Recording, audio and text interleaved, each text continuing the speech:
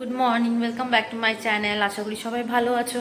করে আসলাম, যাবো এখন পুজো দিতে। অনেক লেট হয়ে গেছে আজকে, প্রায় 1টা বেজেই গেছে।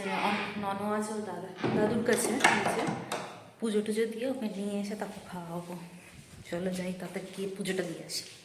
খাবো ভাত, আজকে বানিয়েছি ডিমের কষা বানিয়েছি, আবার মাছের ঝোলও বানিয়েছি। ঝোল না, কষা কষাই বানিয়েছি।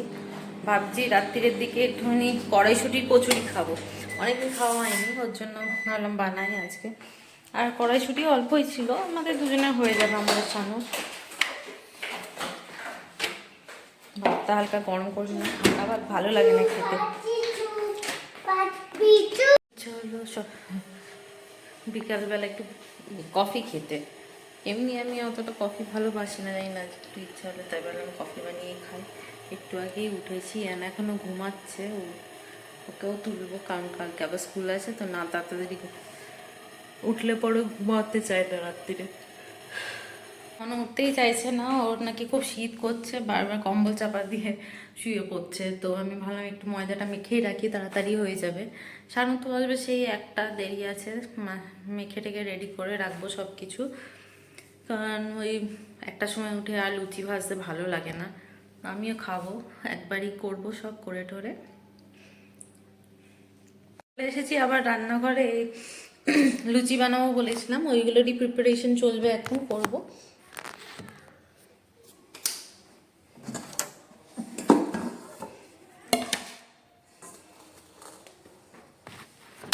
ময়দাটা আমি মেখে রেখে দিয়েছিলাম, তারপর আর একটুখানি হালকা করে মেখে নিচ্ছি ঢেকে রেখে।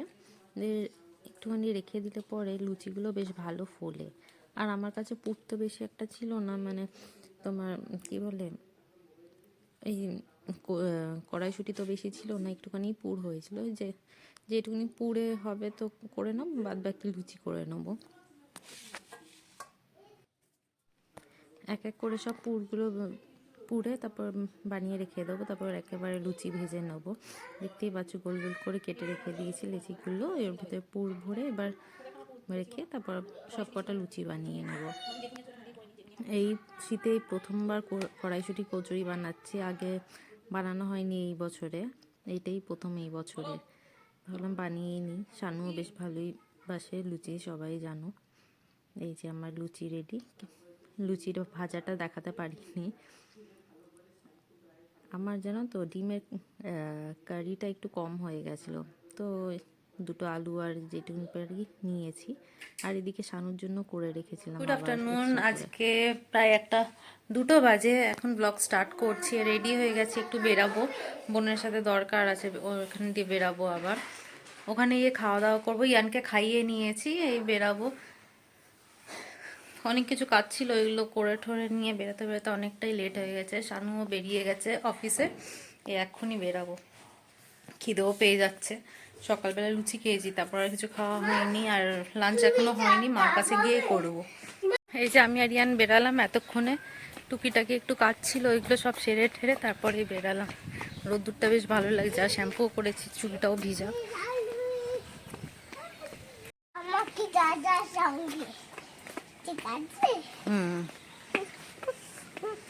এদিকে দেখো, হাই বলে দাও একটু। চলো, তো এইভাবে আমরা দুজনে বক করতে যাই, যা পারি যেন বলে, আর আমিও এখানে বক বক করতে করতে যাই ওর সাথে। টাইমটা কেটে যায়, কারণ অনেকটাই রাস্তা যেতে হয় আমাদের হেঁটে হেঁটে। এই জাস্ট ঢুকলাম মায়ের বাড়ি, হাত ফাত ধুয়ে এবার খাবো। অনেক কিছুই বানিয়েছে, পনির করেছে, ডাল আছে, বাঁধাকপির তরকারি, তারপর থোর ভাজা, ডাল, পনির।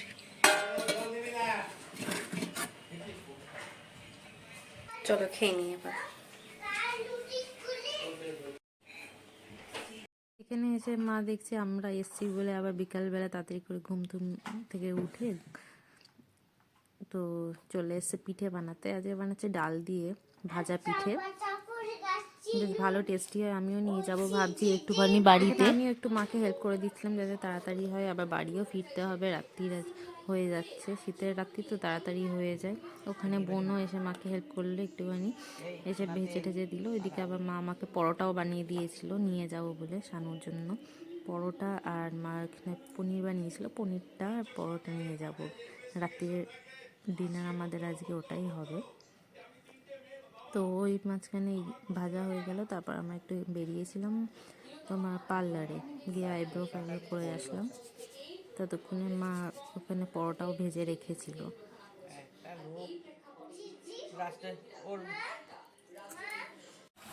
বন্ধ করিনি নাকি মুখগুলো, মানে চিপে দিইনি, ওই শুয়ে চেপটে দিয়েছি তো। জানি আমার সাথে আজকে কালকে চলে আসে। ডাফি ফেভার দিয়ে জানো তুই এসিস বাচ্চা বললাম তো। ওইটা কি করতে গেছে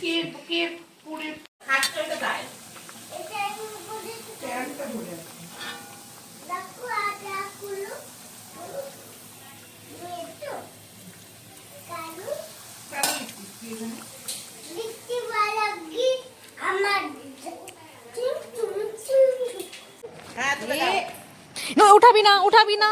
নোংরা সব কুকুর করে বসে বাড়ি গিয়ে আমার মা মেখে দেবে। হ্যাঁ ফেলেছে ফেলেছে ফেললে কেন? হ্যাঁ ফিরলাম, বাবার দিতে এসেছিল, দিয়ে বেরিয়ে গেল, বসিনি। ননর এখানে পার্সেল এসছে, তাই ও আনবক্সিং করবে। তোমরা সবাই দেখো কিভাবে আনবক্সিং করে ও জিনিস। ছেড়ো, দেখো কি আছে। তুমি এক্সাইটেড ইয়ান? তুমি এক্সাইটেড? কি আছে? কি আছে ইয়ান? কার বোতল? দেখো তো কেমন হয়েছে বোতলটা। হ্যাঁ খুলে দেখো কি আছে, দেখো তো।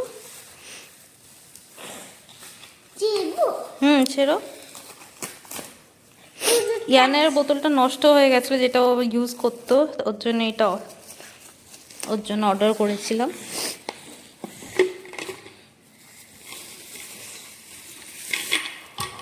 ওয়াও, পাঠিয়ে দিয়েছিল। এই যে পরোটা বানিয়েছে, তারপর পনির আছে, এখানে আছে বাঁধাকপি, আর এটা আমার সকালে অল্প একটু আলু চচ্চড়ি ছিল, এটাই খাচ্ছি। ইয়ানের খাওয়া হয়ে গেছে, যে এখন টিভি দেখবো আর খাবো।